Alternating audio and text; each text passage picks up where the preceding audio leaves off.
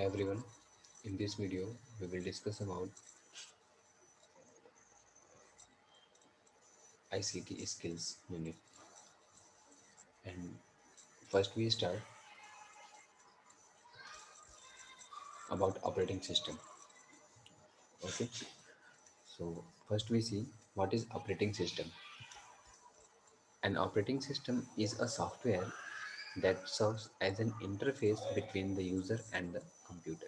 It means जो आपका OS होता है ये आपके कंप्यूटर या जो आपका हार्डवेयर है और जो यूज़र है उसके बीच में ये इंटरफेस की तरह से वर्क करता है. With the help of this software we are able to interact with the computer system. यही हमारा एक मीडियम है जिसके थ्रू हम लोग क्या करते हैं अपने कंप्यूटर के हार्डवेयर से इंटरेक्ट होते हैं, अपने कंप्यूटर सिस्टम से इंटरेक्ट होते हैं. ठीक है, ये एक मीडिएटर की तरह से वर्क करता है जिसे हम लोग कंप्यूटर के टर्म्स में हम लोग इंटरफेस बोलते हैं. ठीक है, तो here we can also see the different functions of operating system. First, it manages all the devices of a computer and keeps track of the status of the device, whether it is busy or not. It means all the devices that are connected to your computer are tracked by the OS. जितने भी devices आपके computer में installed हैं या फिर आपका mouse हो, keyboard हो या फिर other peripheral devices like printer, scanner, ठीक है, एनीथिंग, पेन ड्राइव, कुछ भी हो, सभी को ट्रैक करता रहता है कि और उनके सभी फंक्शनिंग को मैनेज करता रहता है. It also checks whether the device is functioning properly और नॉट. ठीक, कोई भी डिवाइस प्रॉपर वर्क कर रही है कि नहीं कर रही है, कोई एरर आ रही है तो उससे रिलेटेड मैसेज को यूजर को डिस्प्ले कर देता है कि ये इस डिवाइस में इस तरह की प्रॉब्लम है जिसकी वजह से ये it's not use properly, it's not function properly. ठीक है, it also control software resources of the computer. ठीक है, ये आपके अदर सॉफ्टवेयर्स को भी ये क्या करता है, वो कंट्रोल करके रखता है. ठीक है, साथ ही साथ ये हमारे हार्डवेयर की कंट्रोलिंग भी करता है. सॉफ्टवेयर की तो करता ही है. ठीक है, जो सॉफ्टवेयर की सपोर्टिंग फाइल्स है वो है कि नहीं है, जब आपका सिस्टम ऑन हो रहा होता है तो उस केस में भी वो उसको स्टार्टअप फाइलों को चेक करता है. ठीक है, जो आपके सपोर्टिंग फाइल्स हैं, जो भी आप इनपुट डिवाइसेस आउटपुट डिवाइसेस आप यूज़ करोगे उसके लिए जो फाइल्स नेसेसरी फाइल्स होती हैं उनको भी वो रीड करता है और प्रॉपर तरीके से चेक करता है कि ये सही है या नहीं. ठीक है, यदि कोई एरर है, कोई मिसिंग फाइल्स है तो वहीं पे उसको मैसेज वो प्रॉम्प्ट कर देता है यूजर को. ठीक है, नेक्स्ट आपका आता है it manages the computer memory and keeps track of which memory space is in use by which programme and which space is free. आपके डिस्क में कौन जो भी स्पेसेस हैं, जो भी मेमोरी स्पेसेस हैं, उनको भी क्या करता है ये, इनको भी ट्रैक करता है और इनको उनका भी मैनेजमेंट यही करता है. ठीक है, कोई भी प्रोग्राम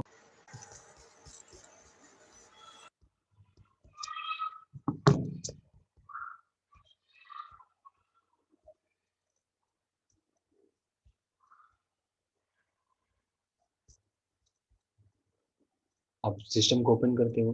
ठीक है, ओपन करने के बाद कोई भी एप्लीकेशन आप रन कराते हो तो वो पर्टिकुलर एप्लीकेशन कितना मेमोरी कवर कर रही है और कितना कौन से प्रोग्राम, सपोज आप you have open many applications at the same time in your system, then memory covered by each program, each application, वो जो भी मैनेजमेंट होता है, ट्रैकिंग होती है, वो ओएस करता है कि कौन से प्रोग्राम कितनी मेमोरी कवर कर रहे हैं और ओवरऑल कितना हमारा मेमोरी फ्री हो रहा है.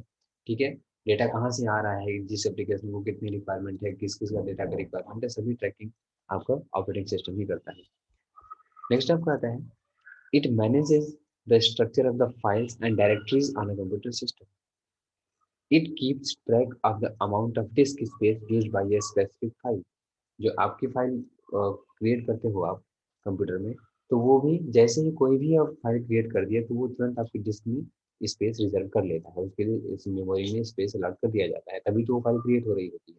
अदरवाइज मेमोरी अगर आप करना हो तो आपको you can't perform any work in your system. ठीक है, इन एब्सेंस ऑफ मेमोरी. ठीक है, इसीलिए हम हमें वर्किंग के लिए यहाँ पे हमें रैम की साइज भी डिक्लेयर करनी पड़ती है, रैम को भी हमें रखना पड़ता है, रैम की साइज अलग होती है.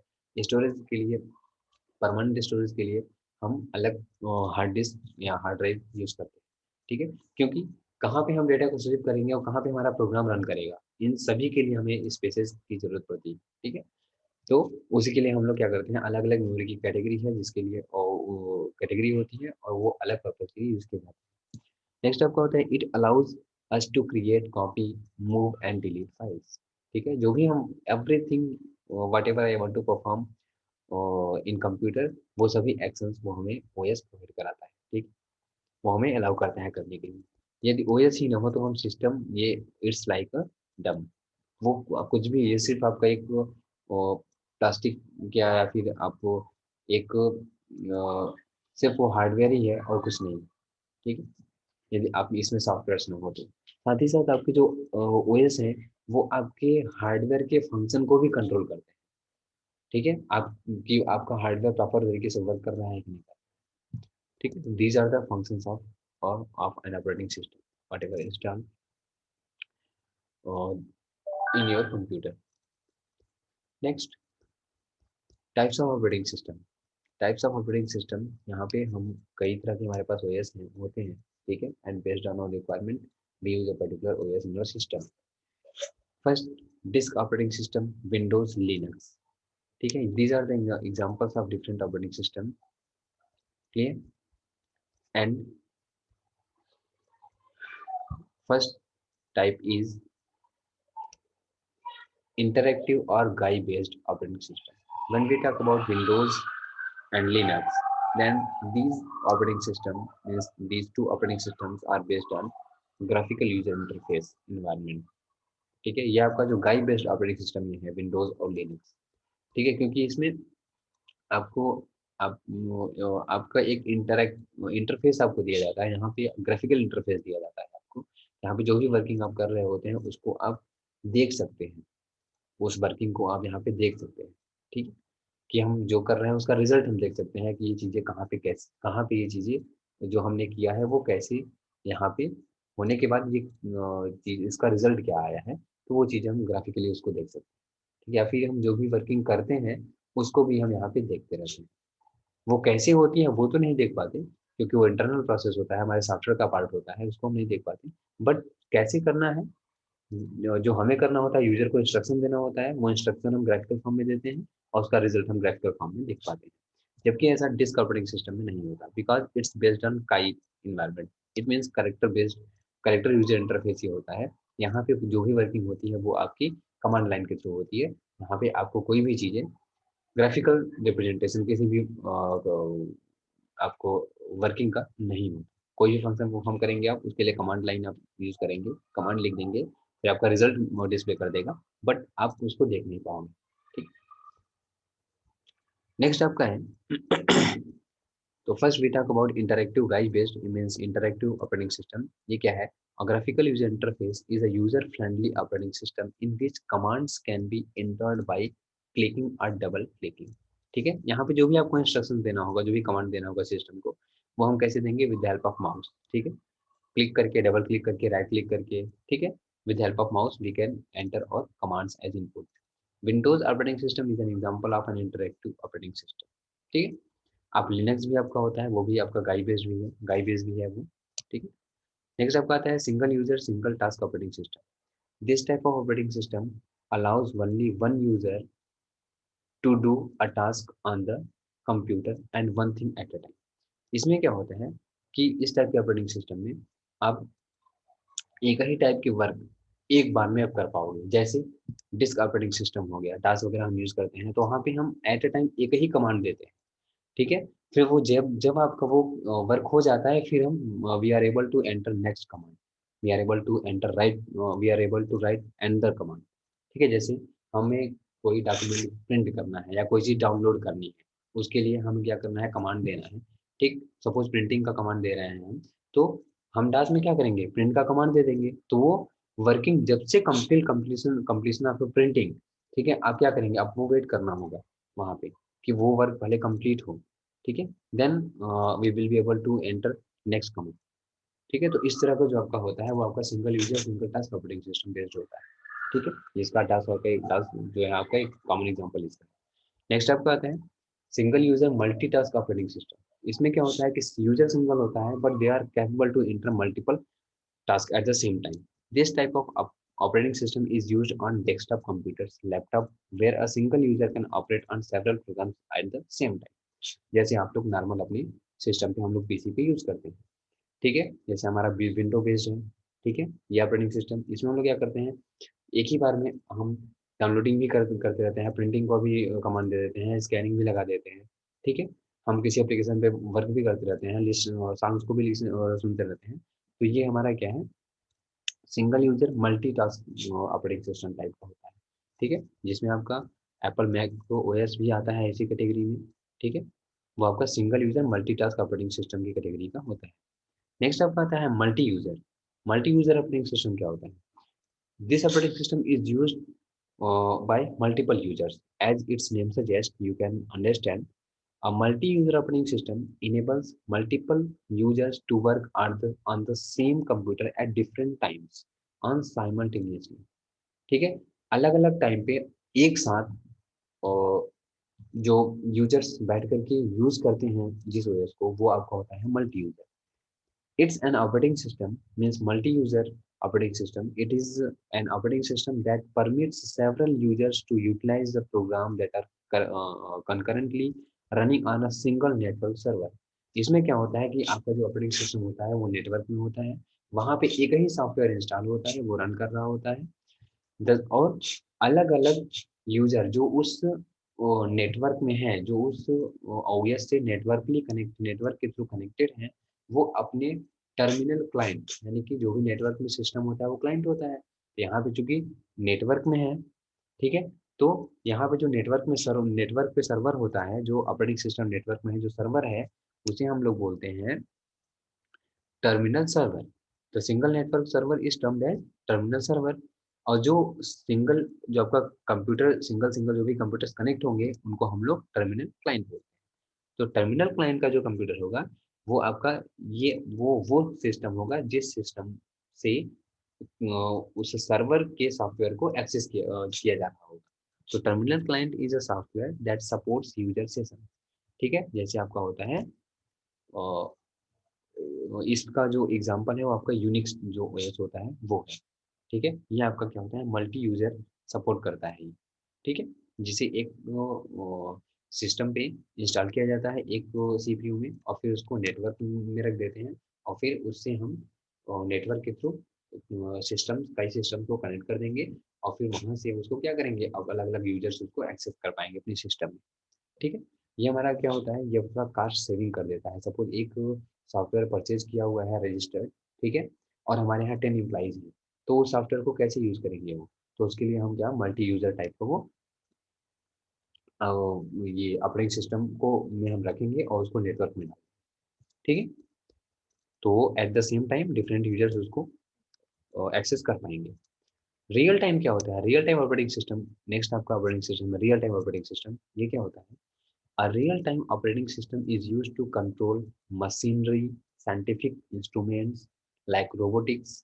इन यानी कि ये कह रहा है कि इस ये जो रियल टाइम ऑपरेटिंग सिस्टम है, ये आपके मशीन्स वगैरह को कंट्रोल करने के लिए, ठीक है, फिर साइंटिफिक इंस्ट्रूमेंट्स जैसे हो गए, जैसे आपकी किसी भी अगर हम जाते हैं रोबोटिक्स में, या रोबोटिक्स में जब जाते हैं तो वहाँ पे कोई वहाँ पे जो ओएस लगाते हैं तो उसके लिए क्या होता है, जो भी कोई फंक्शन परफॉर्म करना होता है, ठीक है, तो उसके लिए हम पर्टिकुलर टाइम रख देते हैं, विद इन टाइम, इस ड्यूरेशन में यदि ये वर्क हुआ तो ठीक, यदि नहीं हुआ तो ये क्या कर जाएगा, ये फेल कर जाएगा, ठीक है, फिर उसको परफॉर्म उस टाइम के बाद वो वर्क नहीं करेगा, ठीक है, तो इस तरह से जब हम किसी ऑपरेटिंग सिस्टम में टाइमिंग सेट कर पाते हैं किसी अपनी वर्क को एग्जीक्यूट कराने के लिए, तो वो हमारा real time operating system type का वो होता है, ठीक है। A real time operating system a real time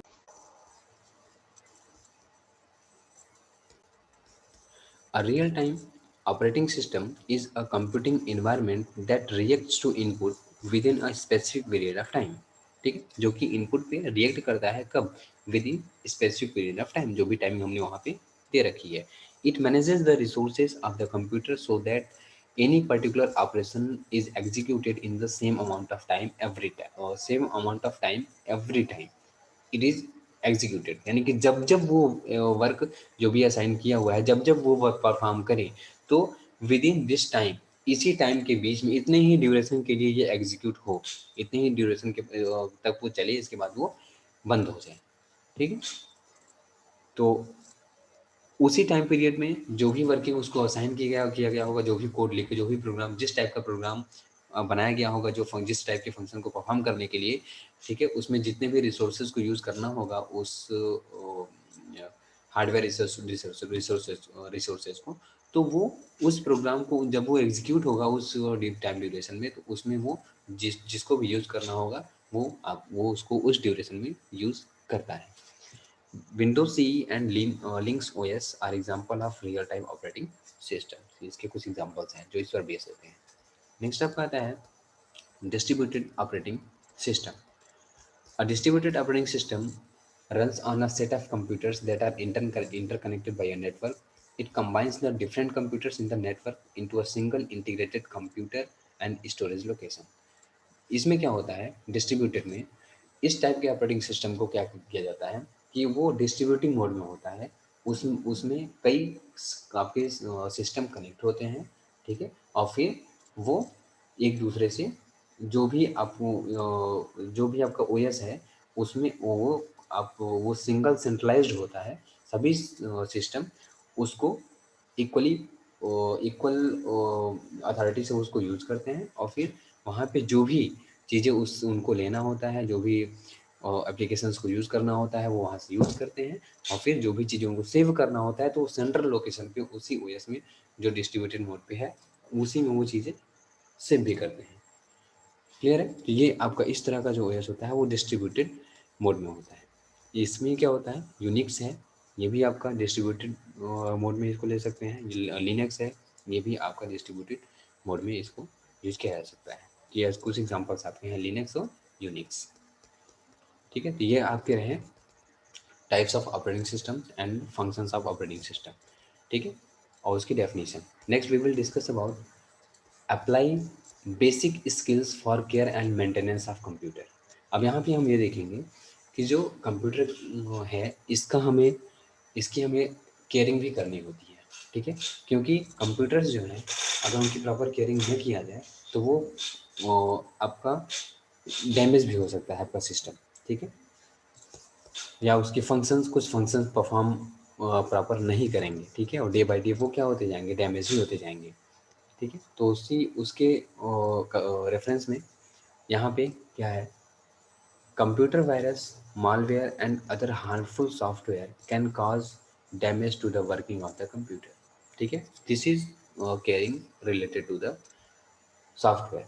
यानी कि जो सॉफ्टवेयर से रिलेटेड जो केयरिंग है उसमें कहाँ हमें ध्यान देना होता है, वायरसेस वगैरह से बचाना पड़ता है, मालवेयर से या फिर स्पाईवेयर हैं, इन सब चीज़ों से अपने सिस्टम को हमें सेफ रखना पड़ता है।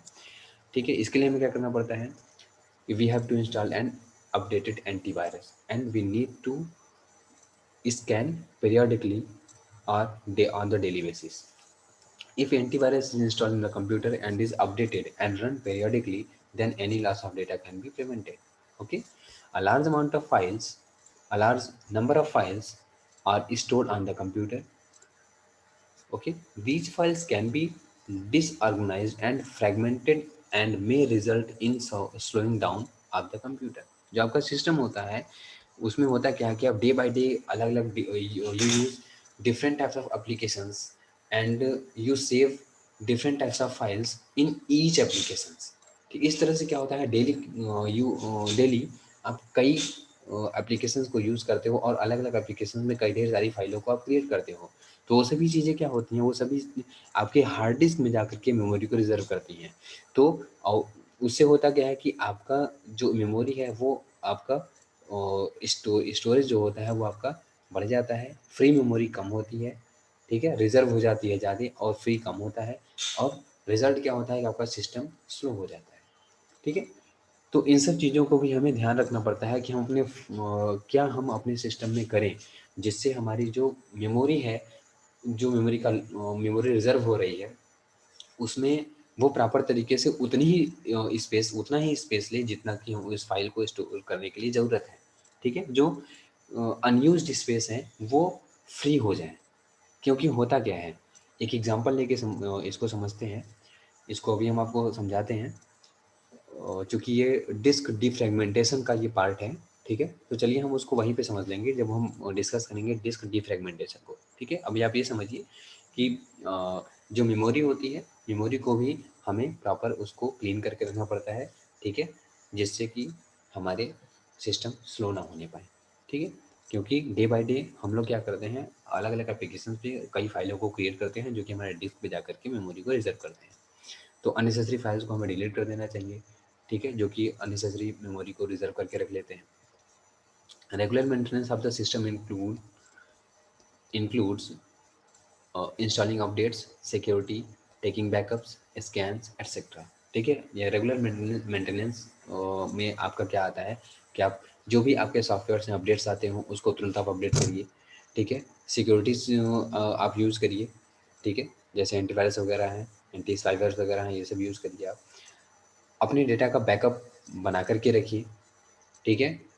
और जो आपके इम्पोर्टेंट डेटा हैं, अगर ऐसा लगता है कि ये इम्पोर्टेंट है तो आप उसको कहीं हार्ड ड्राइव में, एक्सटर्नल हार्ड ड्राइव में, पीडीज़ वगैरह में, ठीक है? या फिर आप उसको एक बैकअप बना करके गूगल ड्राइव वगैरह में आप उसको अलग से एक कॉपियाँ बना के उसको रखिए। Both internal and external parts of the computer system should be taken care of, ठीक है? Either we talk about software or hardware, ठीक है? कुछ भी हो, जो भी है आपके सिस्टम में, उन सभी की केयरिंग आपको करनी पड़ती है, ठीक है? या फिर आपका कीबोर्ड, माउस हो या फिर मॉनिटर हो, सीपीयू हो, यूपीएस है, कुछ भी है, सभी की प्रॉपर केयरिंग करनी होती है, ठीक है?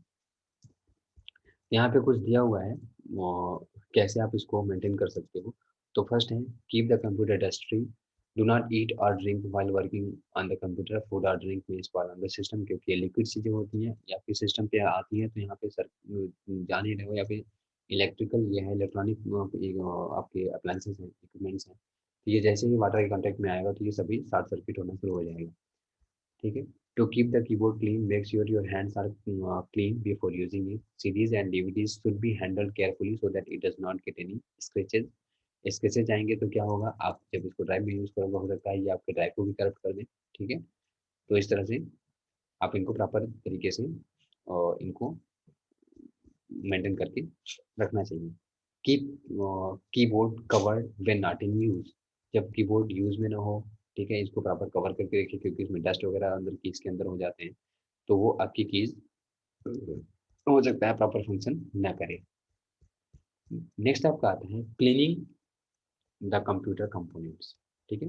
General precautions that we should taken while cleaning the computer components are, यहाँ पे है कंप्यूटर को की क्लीनिंग के समय जो जनरल प्रिकॉशंस हैं आपको लेने चाहिए, वो क्या है? वो ऐसा नहीं है कि वेटेड क्लॉथ को उठाए और पूरा सिस्टम के मॉनिटर को, स्क्रीन को अच्छे से वाइप कर रहे हो, सभी चीज़ें आपके अगर आपका सीआरटी है, लैपटॉप है, तो आप यूज़ कर रहे हो, कहीं से भी पानी की कोई भी ड्रॉपलेट्स अगर अंदर गई, ठीक है, और आपने सिस्टम को ऑन किया तो बिल्कुल वो तुरंत स्टार्ट कर जाएगा, ठीक है? तो यहाँ पे कुछ प्रिकॉशंस हैं जो कि हमें लेने होते हैं।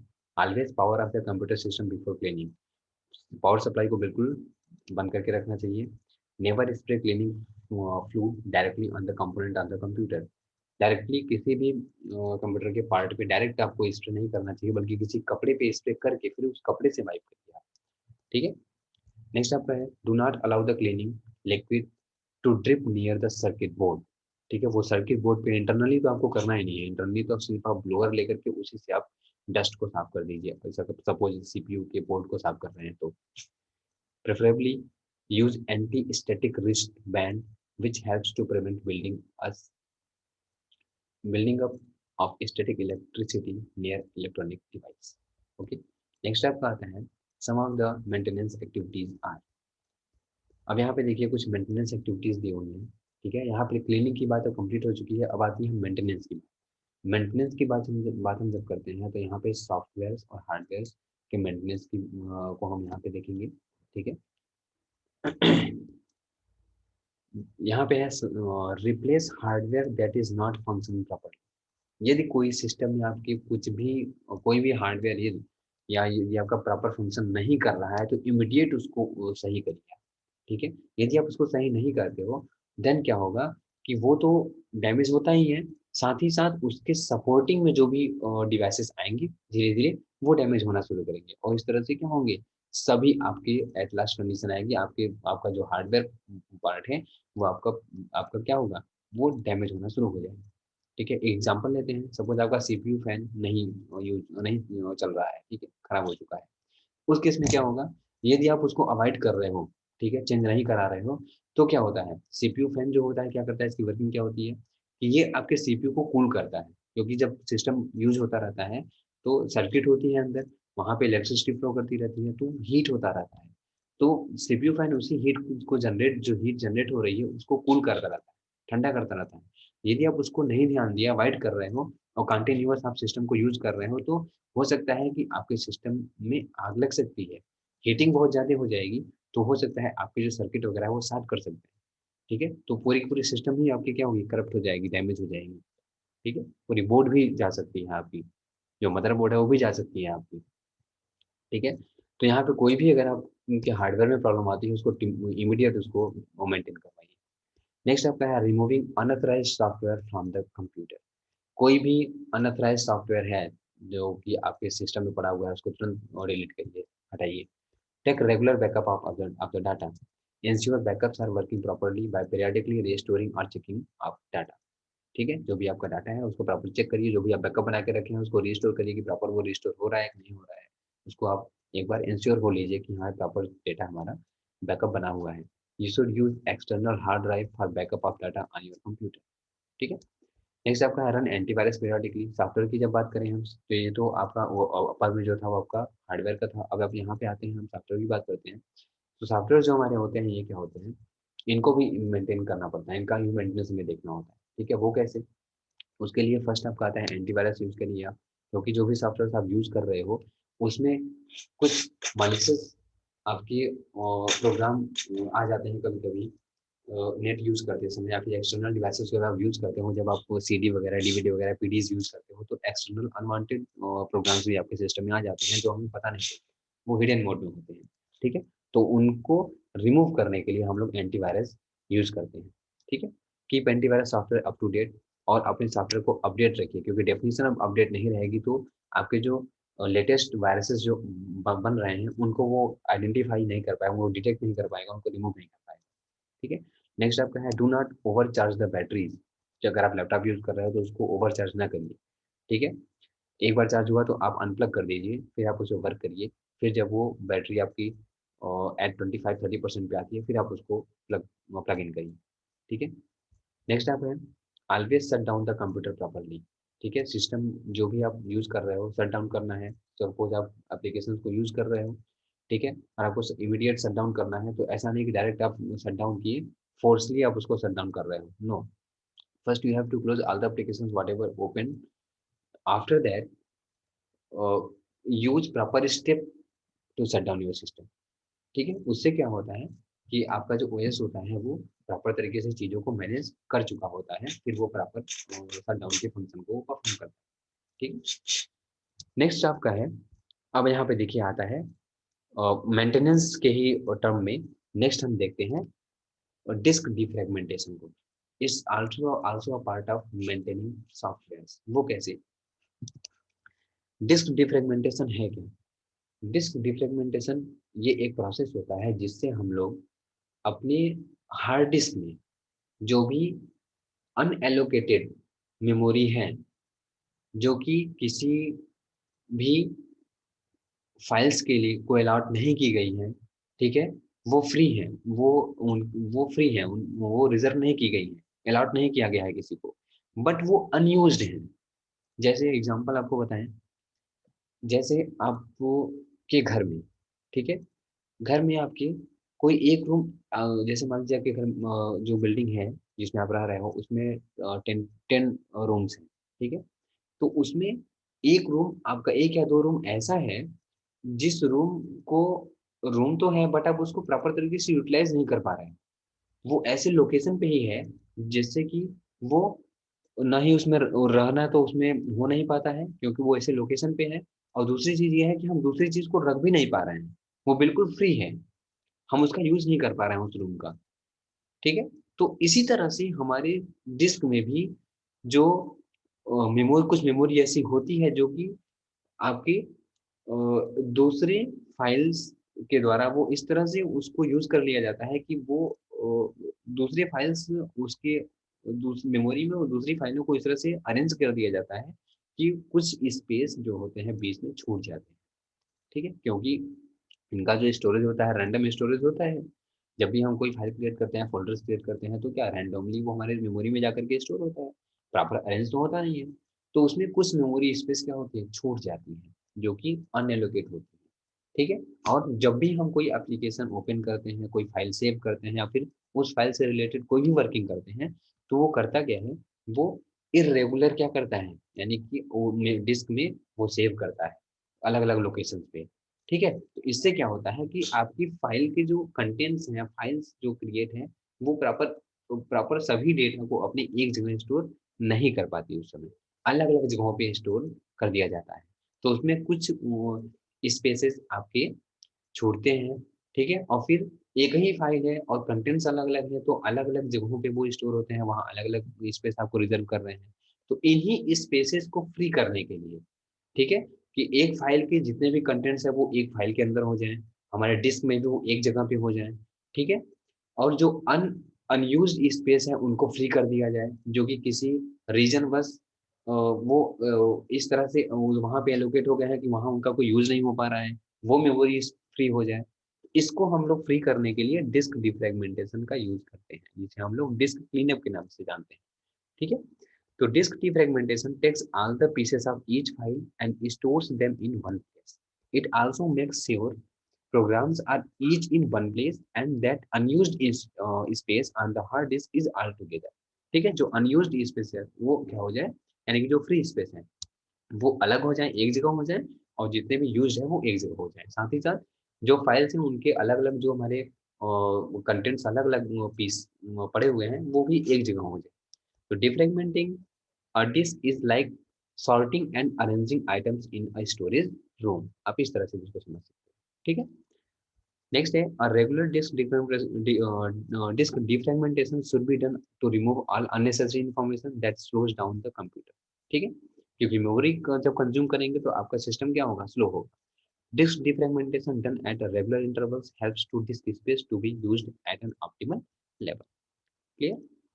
नेक्स्ट आपका आता है system should be upgraded with new updates that were not there at the time of purchase, like increasing RAM to improve the performance. Also, storage space should also be increased for storage of more information। अब यहाँ ये बोल रहा है maintenance के ही terms में कि जब भी कोई आप सिस्टम परचेज करते हो, सॉफ्टवेयर परचेज करते हो, तो उस समय सभी अपडेट आपको उसी समय नहीं दी मिलता है, क्योंकि उस समय कुछ हो सकते हैं कि फ्यूचर में नए नए अपडेट्स आते आते रहते हैं। ठीक है, तो जो भी आप सॉफ्टवेयर परचेज कर रहे हो उससे रिलेटेड जो भी आपका अपडेट्स आ रहा है इन फ्यूचर, आप इमीडिएट उसको अपडेट करते रहिए। ठीक है, जिससे वो अपडेट होता रहेगा तो उसके नए फंक्शन उसमें ऐड होते रहते हैं। ठीक है, यदि आप सिस्टम परचेज किए, अभी आपका रैम 4 GB का है, आगे चल करके आपको इंक्रीज कराना है कि हमारा ये रैम हमारा बढ़ जाए, तो आप क्या करो, आगे चल करके और सिस्टम आपका स्लो हो रहा है, रैम कम है, तो आप रैम उसको इंक्रीज करा लीजिए, जिससे आपकी सिस्टम प्रॉपर फंक्शन कर सके। ठीक है, तो ये सब चीजें हैं आपके मेंटेनेंस में। ठीक है, तो नेक्स्ट हम देखेंगे प्रोटेक्टिंग कंप्यूटर अगेंस्ट वायरसेस। ठीक है, ये हम नेक्स्ट क्लास में कवर करेंगे। Okay, thanks for watching.